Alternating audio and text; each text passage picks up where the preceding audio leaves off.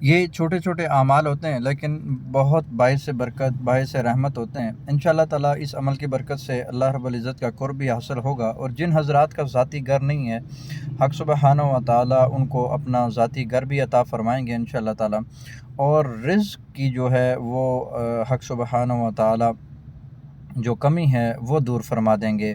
اللہ رب العزت راحتیں سکون عطا فرمائیں گے۔ جو اللہ کی رضا پہ راضی ہوتا ہے ویسے بھی اس کو حق سبحانہ و تعالیٰ سکون عطا فرماتے ہیں، کیونکہ حق سبحانہ و تعالیٰ کی رضا میں ہی سکون ہے۔ تو عمل کی طرف چلتے ہیں۔ دعا ہے چھوٹی سی، وہ آپ نے وضو کے بعد بھی پڑھنی ہے اور صبح شام بھی اس کو 100 مرتبہ پڑھ لینا ہے۔ اللہم اغفر لی ذنبی ووسع لی فی داری وبارک لی فی رزقی۔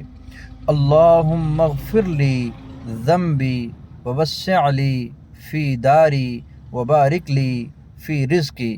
اس کو وضو کے بعد بھی پڑھیں اور صبح شام بھی پڑھیں۔ ایک ترتیب اور بھی ہے کہ اس کو نفلوں میں پڑھیں۔ پہلی رکعت میں اس کو 111 مرتبہ پڑھ لیں اور دوسری رکعت میں اس کو 101 مرتبہ پڑھ لیں۔ 2 رکعت نماز نفل حاجت کی نیت سے پڑھیں اور پڑھ کر یہ عمل کریں۔